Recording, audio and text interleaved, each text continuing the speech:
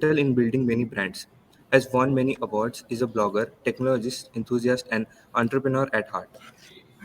Mr. Karthi Marsan is the Chief Marketing Officer at Kotak Mahindra Group.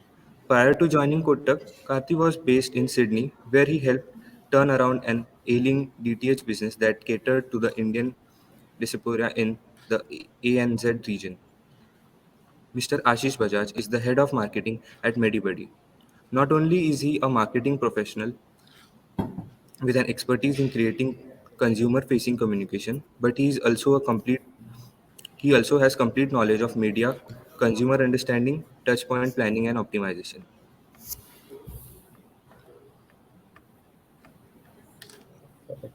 Thank you, Aditya. So, should we start? Yeah, yes, sir. Hello, everyone. Thank you for joining us this Sunday morning for what promises to be an insightful and interesting learning experience. A good start to a productive week to come. The world of marketing is a fascinating one. It doesn't just require you to have a pulse of everything that's happening culturally and socially, but also paves the way for societal changes. Our behavior, our desires, our choices are more influenced by brands than we ever really acknowledge. With ever increasing access to data and analytics, we are all conversely looking for a way to make a more human connection with our audience.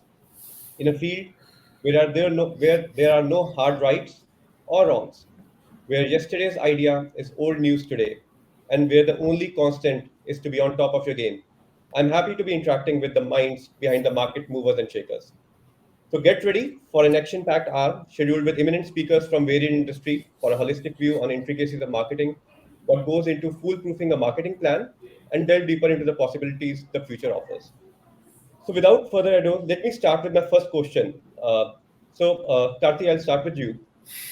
We have witnessed marketing in a very short period move from one-way communication to creating interactive experiences and building a community. How do you envision, what do you envision as the natural next step? Thanks, Sumit.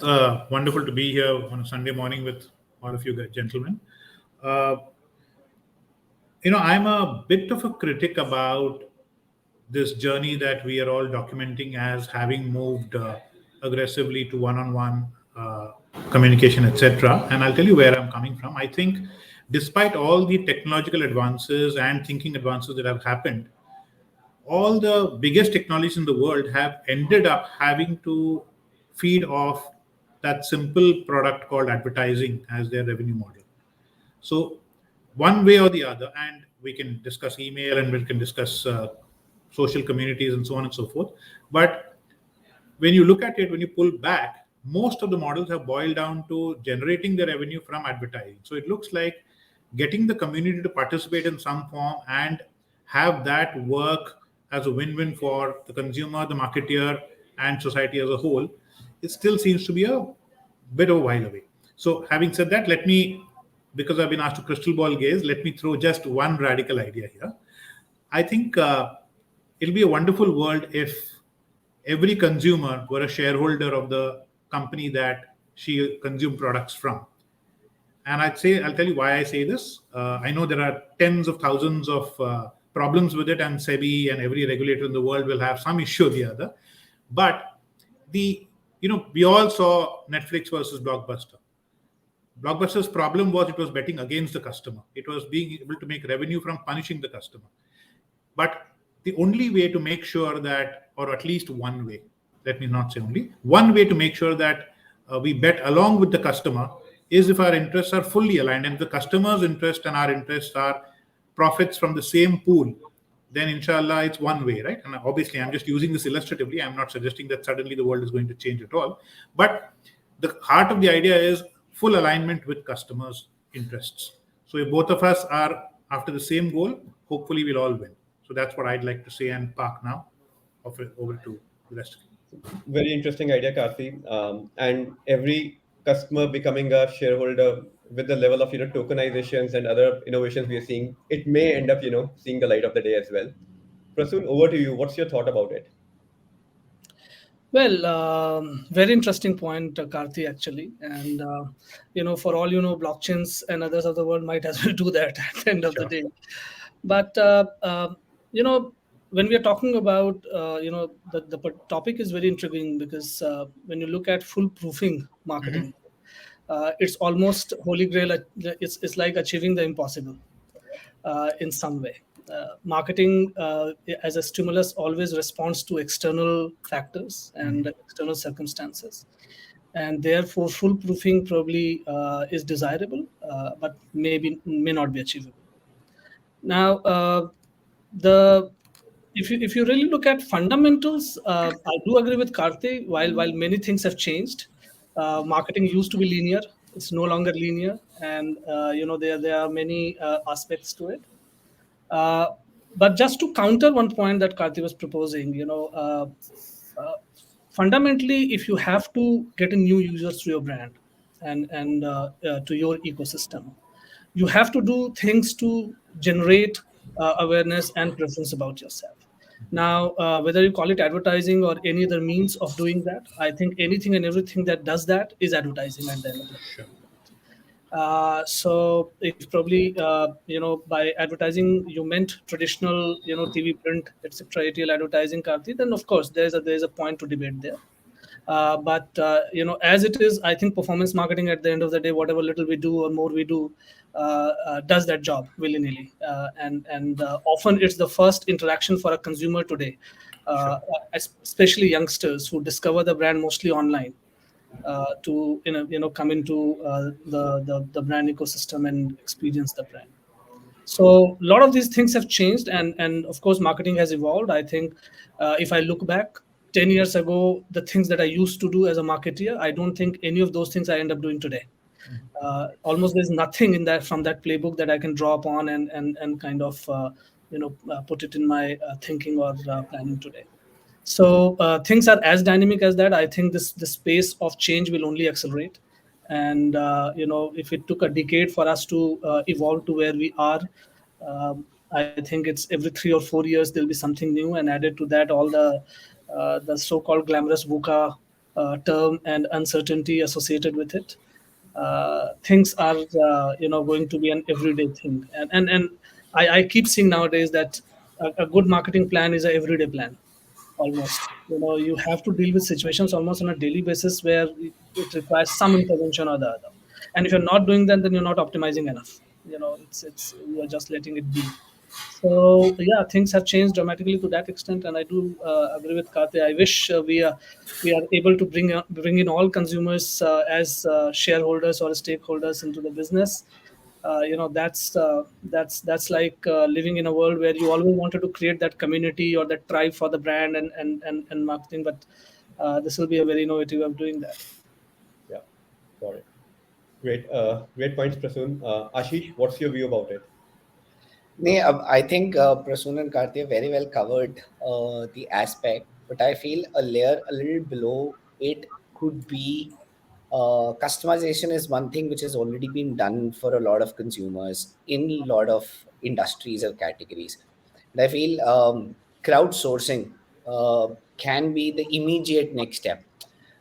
Basically, many automobile organizations have done it, where they are taking up the information and producing basis that information or what's a desire of the consumer. I think banking sector has been looking at doing this for quite long as well, and they're open to customization of your accounts as per your usage. Manufacturing has very well adapted it, but more to do with something called as, oh, if it's a selling season, or if it's a festivity, I can lock in the demand from before itself and let consumers pick and choose what I'm going to produce. So it's a level of customization which is beyond what it is happening right now, and I think we can all fairly say that crowdsourcing can be the next of the very next immediate step into this entire journey of a consumer from one to one. Yeah. If I can just add a bit there, I mean, when we talk about two-way Mm-hmm. conversation, marketing becoming one. See, the point is, marketing always had this desire to, gain consumer response to the stimulus. Thanks to digitization, it's become real time. You can almost do ABs all the time and figure out what's working, what's not working. And in the process, you are also involving consumers to really be able to take a decision, not directly but indirectly. So I think everything has got that consumer touch now, because most of the experiences have gone digital, and digital gives you the ability to do a whole lot of real-time interaction and feedback solicitation as well. So yes, in true sense, I would agree that marketing, more or less is becoming very, very interactive and very, very two-way process. Yeah, great points, gentlemen. And Ashish, crowdsourcing of ideas, crowdsourcing of converting those ideas into products. That's the way forward for a lot of companies across various sectors. So moving on to my next question, Prasun, I'll start with you. So speaking of the future, with AI becoming entrenched in marketing efforts, what are some of the big changes you foresee, and how can the next gen of marketers equip themselves for it? Well, I think the process of change has already begun. I think new technologies like AI will only accelerate this process, right? You do see now consumers taking charge of their decision making quite a lot now, and not really dependent on what a brand is throwing as a stimulus, or the experience that the brand wants to give. And that, I think, every marketeer, every brand today is aware of. And with all the new technologies, I mean, there are many examples where brands have been experimenting with a lot of new concepts to really get into what future of business and marketing will look like. I mean, look at what Adidas did with the endless aisle concept, where technology was used to really give consumers a power of choosing whatever they wish to choose, and really unshackle the entire process from this entire inventory management, or lack thereof, as a concept. I think Ashish was talking about co-creation of product itself, right? And that's a radical idea. But I do remember, some of these concepts have been tried by some of the fashion brands in Europe, where latest trends out of Fashion Week have been, kind of converted into a product proposition. And so a lot of these things will only accelerate, gather momentum, because technology is enabling us to do that. But it also brings in a lot of challenges, because at the end of the day, we have all being custodian of this consumer experience and brand experience, and trying to think also long term at the same point of time. Now, with so many factors coming in, and so many derivatives to look at, how do you really look long term? How do you really maintain the how do you really sustain the momentum, and how do you really maintain consistency across everything that you are doing, becomes a real big challenge. Because there are many things to lure you, and every new technology is offering many new avenues for marketers to experiment with, and do new things. So it's also throwing some of these challenges, while as much as it is an irreversible process, and a lot of these things will happen. AR, VR, AI, ML, a lot of these things, big data is already big time into marketing, and a whole lot of decision making is now data centric, and so on and so forth. So a lot of these things are already there. But the challenges that is going to throw is also going to be very, very new for marketers to grapple with. I mean, for example, big data. I mean, we all talk about it, but there are no real solutions right now in front of us to really be able to make sense of the zillions of data points that one is sitting on. So whatever one is doing, probably one is happy with, or trying one's best to manage it. But there's so much more to do, and therefore the avenues are absolutely open to do. Yeah, great points, Prasun. Ashish, coming on to you, what's your view around on these points? And So, more on the challenges as well, what Prasun mentioned. no, no, absolutely, those challenges are very, very true. And I think up till now, what how the new age companies or app ecosystem players are using the big data from a point of view of stabilizing their own platform for usage of a user. I Mhm. think this makes a lot of sense once this understanding goes out into the market, that helps consumer from a different point of view. So, say for instance, um, if let's talk about healthcare, because closer to that scenario. Basically, if you know that there is a trend of a health issue that comes during, say, April, that's getting stored into databases, and that prediction goes out from March and April and works with government agencies to help eradicate those kind of problems. That's, I think, is the real power of usage of big data and AI, because all those data points not only help your platform to stabilize for a consumer, but should make a larger impact on a overall population point of view. I think that will be a great step or a great leap forward for that. Got it. Perfect. Karthi, your points around on it? I think Prasun and Ashish have covered all of it, all the good parts. So let me just flag what I think is something that I see as a problem with over over technologization, if that's a word, of marketing, and where I think the silver lining is for marketers as well. I think the business of getting under your consumer's skin, of being able to tap into her emotional state through the product buying and consumption journey, and how it relates to, forget product, even brand, how it relates to her own self image and all of that. I think that's where marketeers will need to, going forward, focus more, because all the rest will now be done by AI. All the drudgery parts of our work, the ability to handle large volumes of data which have to be synthesized and integrated from multiple sources, etc., all that will go away. It'll disappear. It's like the factories where cars are being made by robots now. That will happen. But the design part of the car, there's an aspect of the design which again can be automated, but the part of the design of a car which turns on an emotional button among us, right? We like beautiful things. That part, I think marketers will still need to, in fact, will be liberated to focus more on, and we should also focus therefore on honing their skills in that space, in the space of tapping into emotion. Therefore, psychology, for example, as a space, neuroscience as a space, are the spaces I think marketers should start building their muscle and heft in. So Karthi, very interesting points. I think more creative people will be at the helm of the fair at marketing, is what you are trying to say, right? Well, creativity, all of us will be pressurized to participate in. That's Yes. essentially what I'm saying. I think Ashish had a counter or a build. No, I was just adding to Karthi your point.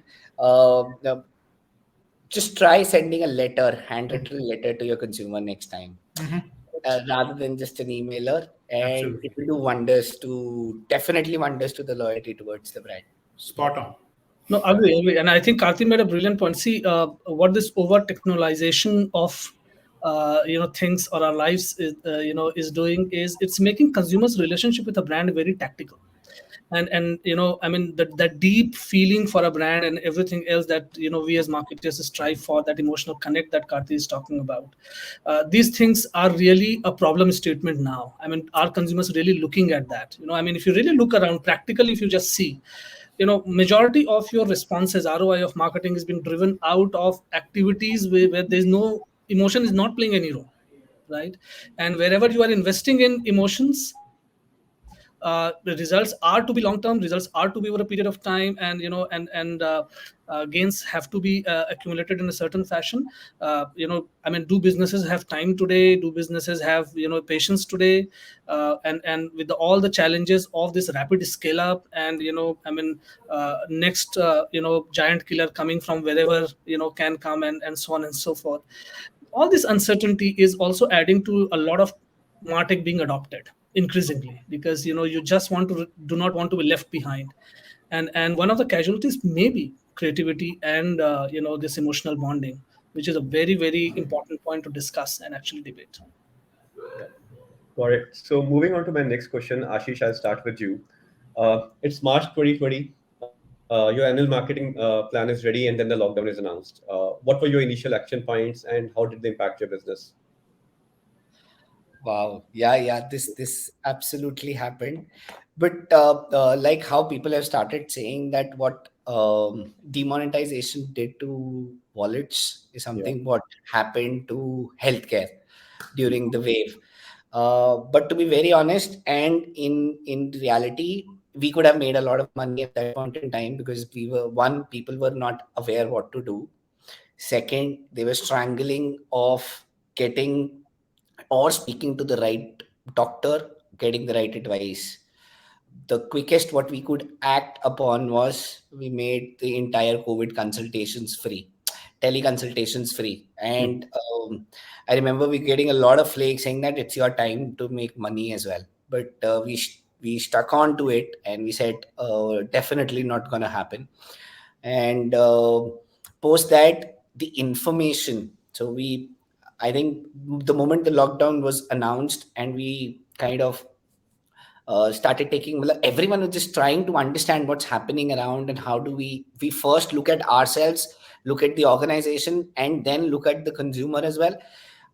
And being into healthcare, it was much more responsive as well for us to act. And we spoke to all our doctor panels, and they were kind enough in terms of giving us audio video bites on actually how to do it. So we produced a 9-part series. We started doing webinars. We started working with partners, people who reach your home, right? Because your deliveries were allowed. Your access to home was allowed through a lot of community building apps. So we started looking at how we can partner together. Though it was just chaos, and thankfully that we stuck on to some of the grounds and we were able to sail through well. Yeah, great points, Ashish. Karthi, how did you pivot your marketing plan? Sorry, you're on mute. Sorry. The first thing we did, Sumit, was actually park our marketing plan. And we Okay. said we have to focus on two things: lives first and livelihood second. Yeah. And lives both of our own employees, because we had a lot of physical customer facing teams, right, in the branches, etc. And the customers who were visiting also. So the first focus from the marketing intervention point of view was to solve for minimizing traffic into the branches, while at the same time providing all the services that were possible. So aggressive education, because the truth is 90% of what you want to do with a bank can be done remotely, and zero contact has always been possible. It's just breaking that habit has always been a difficulty. We found in COVID a huge opportunity to sort of hockey stick that. So we did that first. The second thing we did was we looked at livelihoods. Obviously, our own employees' livelihoods we protected straight away. After that, we started to look around in the communities, and we started to partner a lot of NGOs who were in the space of reaching out to the people who had lost their jobs, or people whose families had lost somebody in the family, etc., etc. And we started to create interventions around engaging them, and therefore creating inter alia. The marketing lens of it is creating goodwill for the brand, but fundamentally at that time, I think we were only thinking about the country, and we were thinking about what's the right thing to do from both points of view. The only after that is when we started looking at what can we do from a marketing intervention for business. And there, the meme that COVID has been our biggest digital transformation officer, I think there's a lot of truth that emerged in it. So we took, for example, luckily for us, demonetization had been our first trigger for that. And we took our account opening process fully online, and we've seen the success behind that on this product called 811 and a number of other products. We further progressed that to being able to do KYC, which is a regulatory requirement, also remotely on video via handheld devices and so on and so forth. And that is what stood us in really good stead throughout the tough times in COVID, where again, lots of customers who needed access to money, for example, direct benefit transfers from the government, people didn't have bank accounts to be able to receive the money. So we enabled all of that through things like the remote video KYC process, etc. So because of all those things, I think we played a fairly reasonable and meaningful role in society during what must have been and continues to be, honestly, if I read what's happening in Hong Kong today, it's not like it's over. COVID sampla nahi. So we all have to continue to, I think, stay on the ball for I don't know how much longer. But yeah, that's what we attempted to do, Sumit. Yeah. Prasun, how did you and your company, and your teams handled it? Well, I was part of Magic Bricks then, and Yeah. real estate, as you understand, was the biggest casualty and the first casualty, because a whole lot of processes there, down funnel processes, are very offline in nature. And lockdown obviously ensured that those offline processes were absolutely shut. And because down funnel processes were shut, the top funnel processes had to be shut down. So we had actually just begun a marketing campaign, And 1 week into the campaign, we had to kind of rush into canceling the campaigns, and trying to see what, and there was a lot of uncertainty around as well, so no one knew actually for how long it's going to be. There was limited knowledge about COVID, and and there were a lot of theories floating around how 15-day lockdown would kind of kill the entire chain, break the chain, and things will be back to normal. And so there was hope in the beginning, I think, and one was hoping that it's a matter of 1-2 months and things will, kind of settle down, because India was entering summer, and there was also a theory that above 35 degrees the virus doesn't survive. So there was a whole lot of this entire information stroke misinformation, things that were happening. But I think by mid of April, all of us had realization that this is something which is far more serious, and it's going to be there. So as Karti rightly said, I think it was approach of every organization. The idea was first to look inwards and see to it that things are fine internally, employees are fine, everything is under control, and then try to see what can we do from there on. I think it also opened up a lot of opportunities, and as Karti was saying, that COVID became the chief digital officer for the entire humanity to an extent. It also gave us an opportunity to think about how do you bring online a lot of those processes which were offline till then. And while the efforts were on before that, but there were limited takers of that, because everyone was comfortable in the status quo. This forced, and even a lot of customers started to accept those propositions to say, okay, fine, let's look at an online solution to this particular offline problem, and let's just kind of. So for us as an online platform, it was also beneficial because it gave us an idea, opportunity to really work on real problems posed by COVID and try to bring a lot of those processes online. Customers were more than willing to accept those things, so it started a new sort of revenue kind cycle and stream also to an extent. So those opportunities also came by, but because fundamentally the business almost collapsed. The bigger worry was how do you really get the basics back so that salaries can be paid, right? And it wasn't an easy time. It was extremely woeful time, and but I do think all of us came out wiser, from that episode. And Yeah. today, I think we are far more, kind of on the ground when it comes to taking decisions, or really making a marketing plan to that extent. Yeah, great points, gentlemen. One thing I felt was that in terms of our narratives, the empathy quotient in the narratives, amplified for almost every brand, post COVID.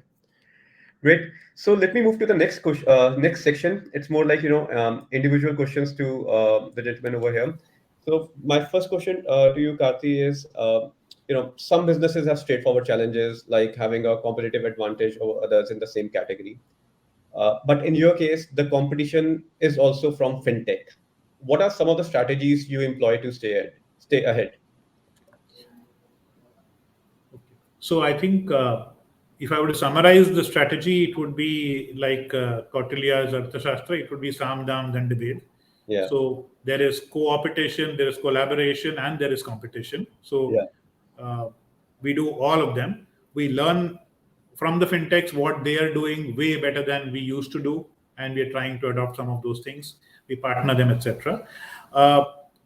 It may be early days, but there is some risk that Yeah. the micro payment space, which is low margin, high volume, is something the fintechs may have now had our lunch already. There is some possibility that that is a reality. Having said that, what I am also seeing is that acquiring customers is bloody expensive. And I see many of the new fintechs struggling in that space where they are attempting to provide a proposition that is very similar to what banks provide. In that space, acquiring customers tends to be very expensive. So I see a lot of fintechs pivoting and wanting to actively partner with us.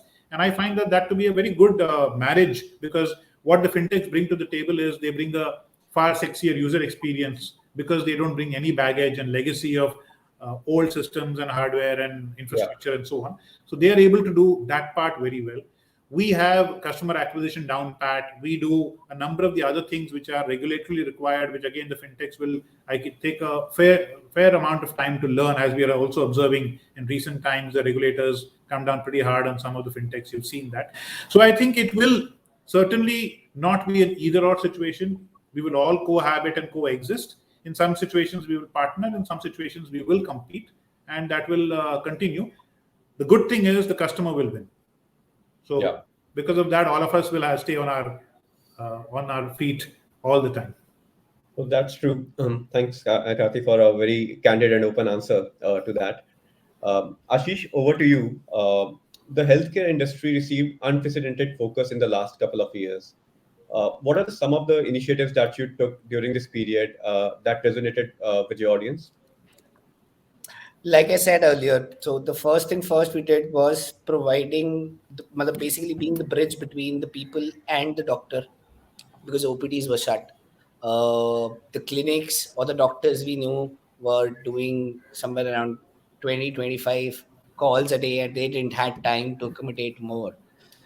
Basically, this bridge helped via calling, via video calls. We were trying to do, and we were not charging for it. So all your COVID consultations were free, and it's about the fair practice policy that you were really want to talk about your cold, cough, and flu kind of situations.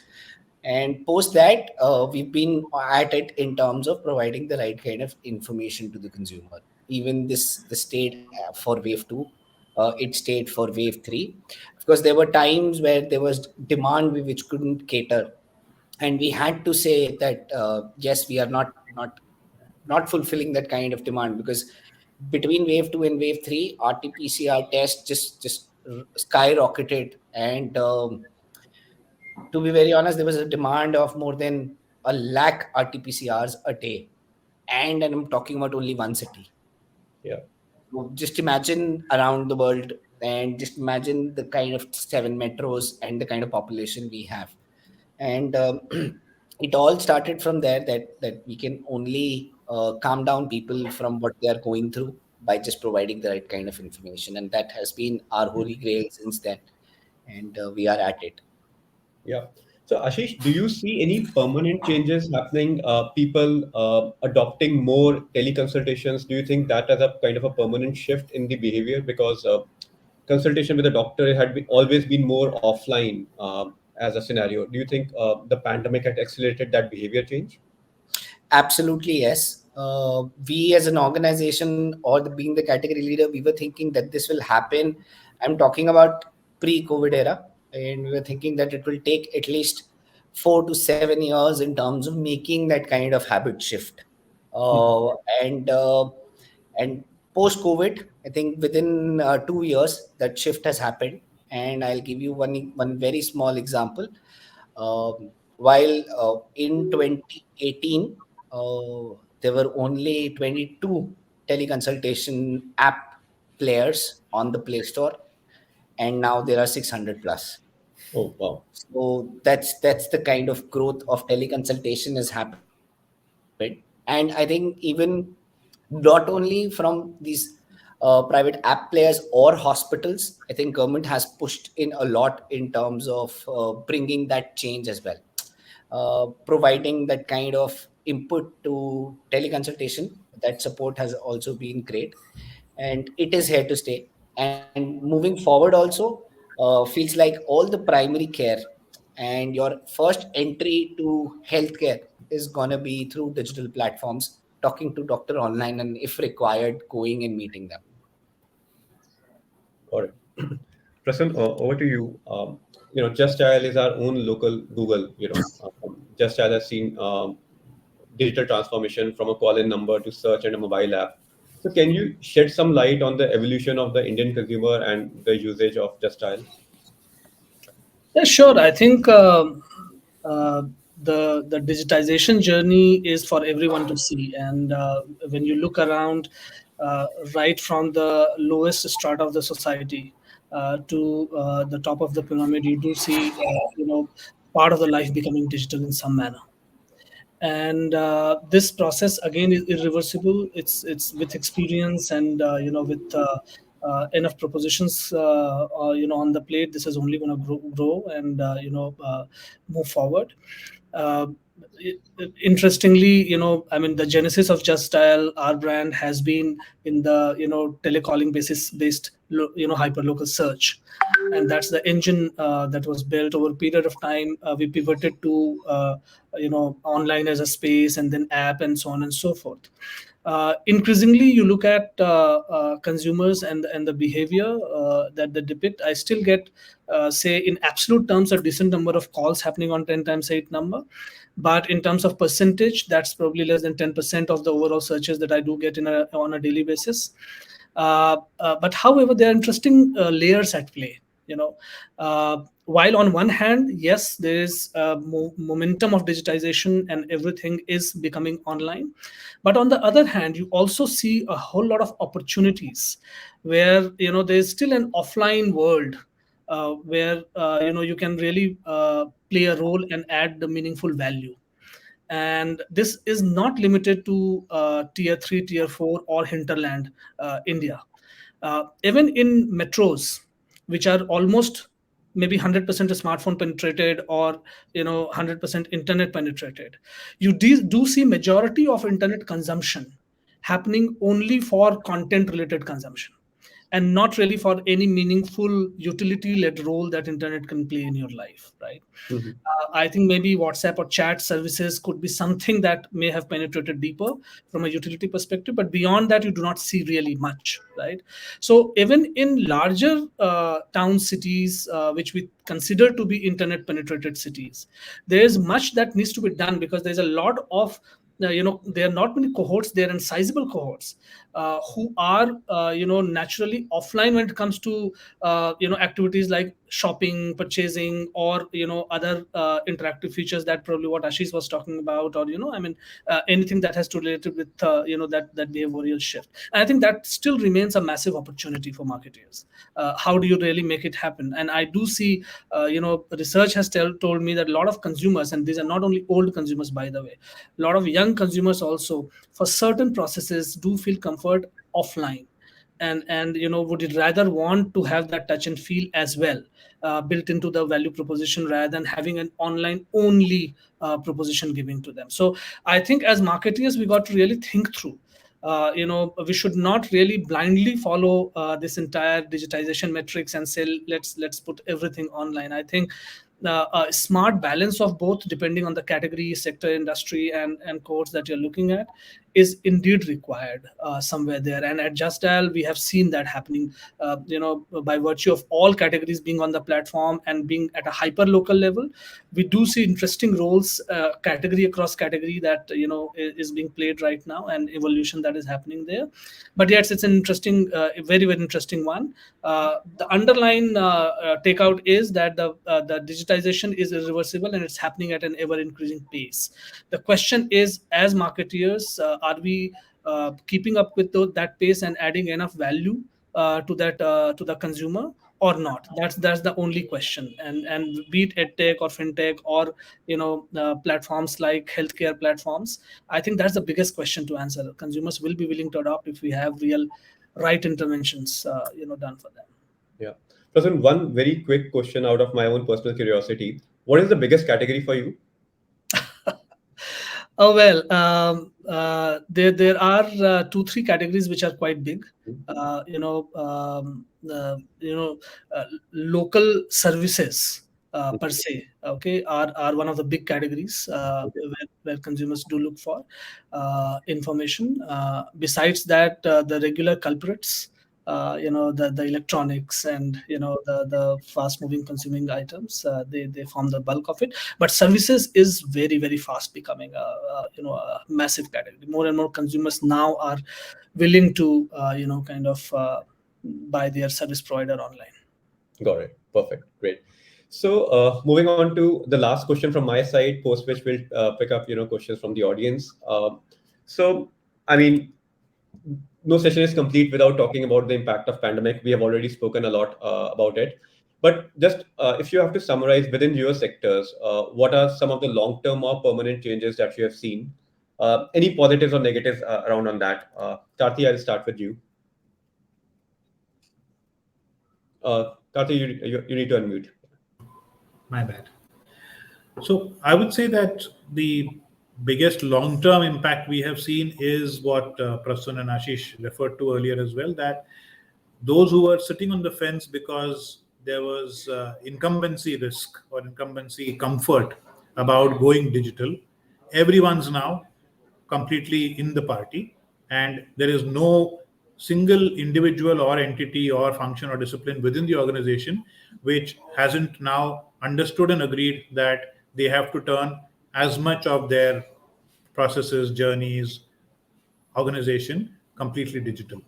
What has happened because of that, I think, is that engineers are back as flavor of the season.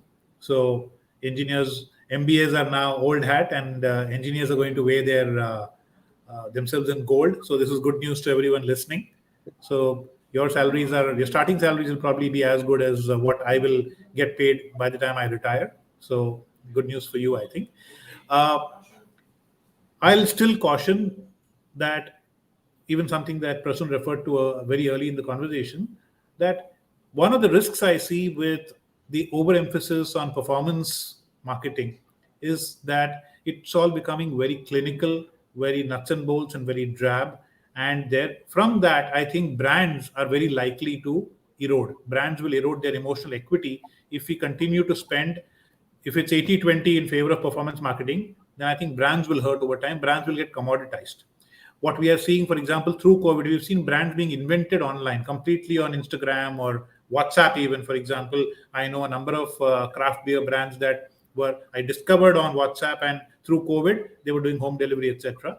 But if all those brands are just in the commodity space and the rest of it is all performance marketing, I think there are grave risks for all brands getting commoditized. And then the only brands that will survive will be the brands that also continue to engage on the emotional platform, like, say, a Nike does, for example. Mhm. Regardless of everything else they do, they will always have a point of view, a statement that makes them stand out in their category as well as across categories. So the opportunity for brand love, I think, is something that will continue to be something that's really important going forward.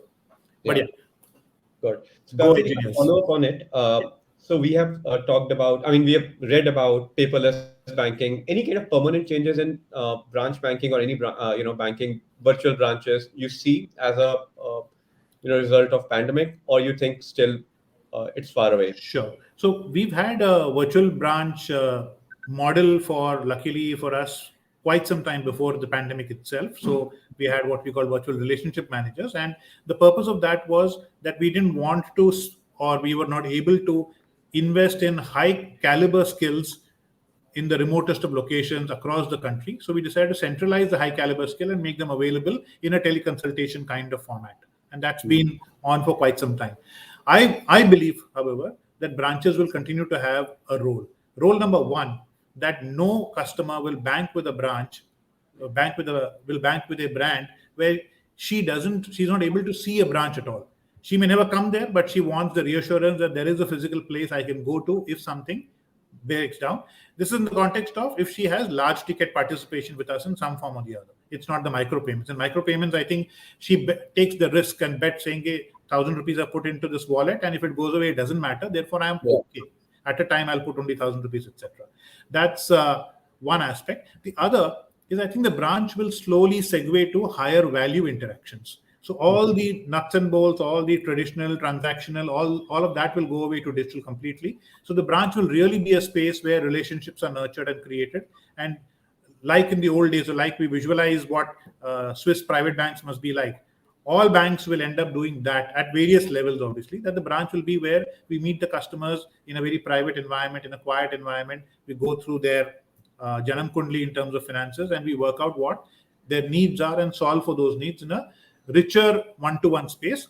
Today, obviously, many banks branches are not like that. It's probably only the foreign banks branches which have that kind of opportunity because the numbers are small. Even a small bank like Kotak, the branches are crowded, and I think that's what is likely to change going forward. Got it. Thanks, Karthik.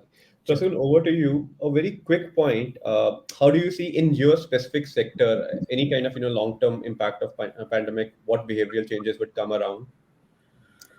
Well, behavior changes fundamentally at consumer end is happening, and it's happening across categories. So for us as a platform, we do see that happening category to category in varied measures. But the thing that, for example, what Karthi was talking about, the need for offline and online experience balancing, and what do you really use what for what. See, at the end of the day, I think it's about, are you really creating a meaningful value prop for consumers, right? I don't think a consumer, while purchasing on Amazon, or finding an information through Just Dial, or booking a service through Just Dial, essentially is looking for a Just Dial offline entity to really assure whether things are going to fall in place or not. I think as and when more corporates and brands are able to build that trust and assurance, that service delivery and proposition delivery that has been promised to you will be met. I think consumers may or may not be then looking for a lot of offline touch points necessarily, because it's primarily a fallback option to say that, listen, if I fall in, something wrong happens, I have something to get someone to get hold of or to. I think brands have a task cut out. Businesses have to build in this trust and this reliability in the service and product delivery and proposition delivery, so that consumers do not look forward to that, and they are pretty at rest, peace of mind, saying, okay, fine, I'm with this brand, things will be taken care of. And it's difficult, it's easier said than done, but I think that's kind of what consumers are looking for. Let's just see whether we are able to solve this, at all per se. And I think the future is really about cracking this problem. And if you are able to do this, then, as the topic aptly says, is it really about then foolproofing marketing? And once that is done, can we really then do things without getting constrained by a lot of other unnecessary factors? That's something that one can strive for. Got it. Thanks, Prasun. Ashish, we already talked about the long-term behavioral changes in your sector. So, any other points you have around on that? Just to pick up from other things, of course, teleconsultation or the category itself built into whether I have a cold or cough, or for easy consultations. To be honest, that has changed, and it has gone into specialities as well. And even people are having second advice or third advice through teleconsultation, even as big as specialty of around cancer. So that changes, I think, are coming in because I am getting an access to a doctor who, from the word of mouth, I know is a big doctor in cancer. And for me, physically going to that place is not possible, but that's getting attained. For somebody from tier 2, tier 3 organization, cities, you really can't travel 400 kilometers for having that second opinion. But sadly, the big hospitals are way far from you. So those shifts are have happened, and I think that they're to stay for the category itself. Yeah, uh, completely agree with you, Ashish, on that.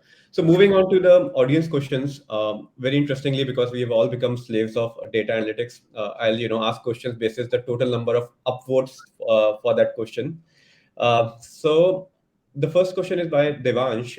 He's asking, when we think of the visual identity of a future brand, it should be aligned with your brand personality. How should we work on the visual identity of brands in order to avoid any misrepresentations? Prasun, you want to take a stab at it, or Ashish, Karthi, anyone can take a stab at it? Well, visual identity of a brand, of course, comes out of the brand personality itself. You're very right there. I think from a future perspective, if you really mean, whether technology is going to change any of that, or so on and so forth, I don't think so. I think fundamentals remain the same, and don't those things will not change. Yes, processes may change here and there, but the end effort would remain the same. I don't see any change. Got it. So the second question is, how will you measure your brand success?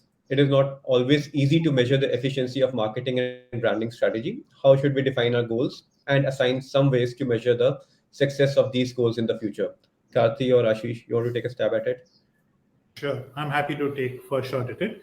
I would say that forget about everything else, just benchmark yourself. So before you start any work, set up a baseline and decide what parameters you want to measure, what sound interesting or worthwhile to measure. And then as you do your marketing activities and campaigns, make sure that you're measuring along the way. So that will give you a yardstick or a benchmark, which is the most valuable thing for yourself. Got it. Thanks, Karthik. So the next question is, stories are important. If our brand stories doesn't feel authentic, neither will our product or services. How should we start understanding the story behind our new brand to create valuable and unique content for future communications? Ashish, a Pick it up. person, yeah. Yeah, I'll take it up. See, stories are important, and while you write stories, you have to work on universal insights. Now, for any of your product or services, it will feel authentic to a consumer if it is built on the right insight. If you're able to crack that, your stories or your communication will flow in naturally. Yep. So a question on similar lines, but this one is a bit more interesting. How can we continue to keep our brands interesting? How should we decide where we want to communicate your brand? In what media should we appear to promote our brand and product through these channels? So Prasun, I'll yeah, answer this That's in entire Philip Kotler. yeah, that's entirely popular. Yeah. It reminds uh, me of that. I think that's what's happening these days is we are thinking medium first. Hmm. The problem is you have to think consumer first. Now, if that is done and you're able to decide the day in a life of a consumer, I think you will know the channel. Exactly. Don't do this mistake of thinking channel first. Yeah, Correct. great point. So the next point is, which component, branding or marketing, is more significant in maintaining product loyalty? I'll answer. I think the product itself is more important for maintaining product loyalty. It needs to be good. So marketing and branding can play a smaller role. Nothing. Then one interesting point, did meme marketing is going to be a big part of modern day marketing? So anyone want to take a stab at it? Okay, Yeah, I'll content is stick mine. also So I think it's more around on the topical marketing part. Yeah. Yeah. Correct. So I'll stick my neck out and say no. I think everyone can get their 15 seconds of fame on the back of moment marketing and meme marketing or whatever, but they are not brand accretive unless you have a way that every single moment you participate in, it is still about your core brand message, which I have not seen. I have generally not seen. There are very stray examples of that happening. Even the most famous example, which is Oreo's Dunk in the Dark uh, example, they themselves have confessed. They've come out, and you can find a lovely piece on LinkedIn by one of their marketing heads. They've confessed about how they made the mistake of setting that up as some holy grail and some new thing, etc. And the truth is that ऐसा नहीं है और ऐसा होता नहीं है. Yeah. So focus on the fundamentals, participate in memes and moments if it aligns with your brand's message, or else it's okay, it doesn't matter. Your peers in the other companies will get 15 seconds of fame and it'll all go away. Don't worry about it. Perfect. So the last question we'll pick up, will metaverse be a good way of marketing in the upcoming future, or marketing on metaverse will have negative effects? Any one of you can. Not really. I think metaverse is yet a concept that is being understood. As to what all are the potentials there.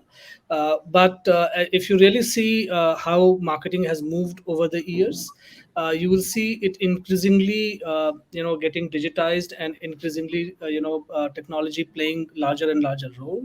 And therefore, to that extent, metaverse may be a logical, way to move forward to.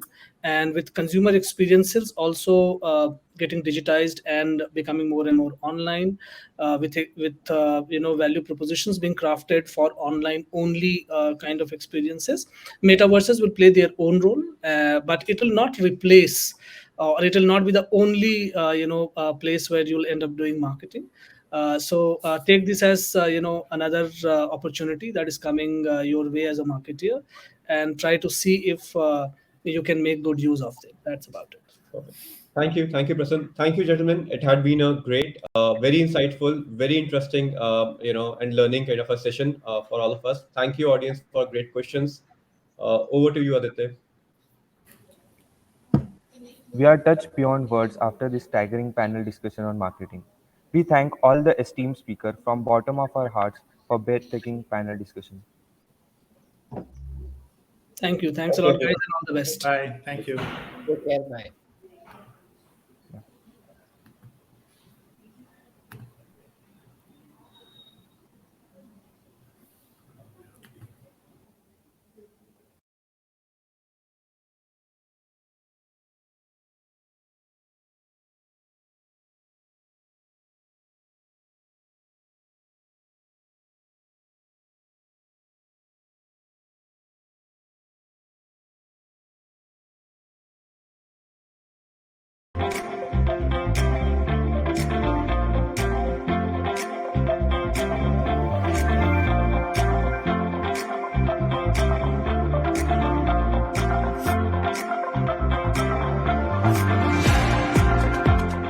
to help you through the journey of being a first-time employee.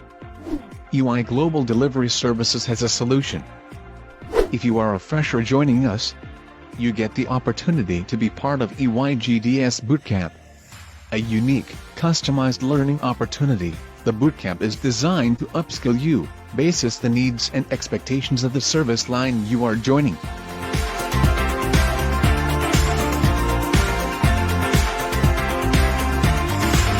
Most of the modules were new to us, like Power BI, Alteryx, SQL, and I had a fun-filled experience. Amidst the current COVID situation, the virtual and interactive sessions were very well organized, and this experience was similar to that of the face-to-face sessions. All these new concepts were a part of the specific service line. It was an exceptional experience. It was curated according to my profile. We had assignments, videos, interactive sessions for team bonding. Overall, it was a perfect way to kickstart my career. The bootcamp introduced me to latest technologies, improved my communication and networking skills while keeping it fun and interactive. Now I feel more comfortable and ready to join the corporate world. Thank you, EYGDS. Shed your inhibitions. EYGDS will help you gain the confidence and knowledge to shine on your job from day one.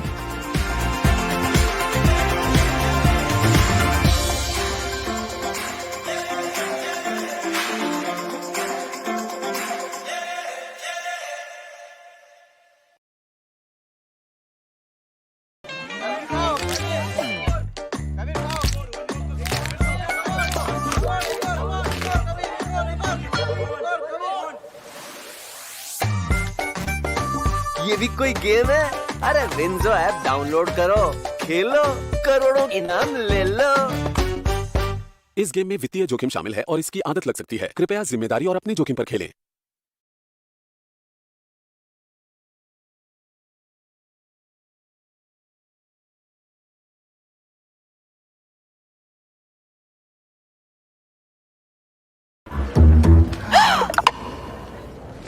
चोरी हो गया।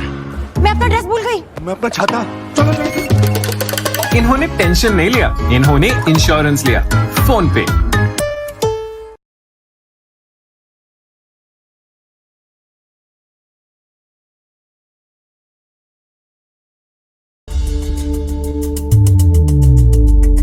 Quality in all delivery processes.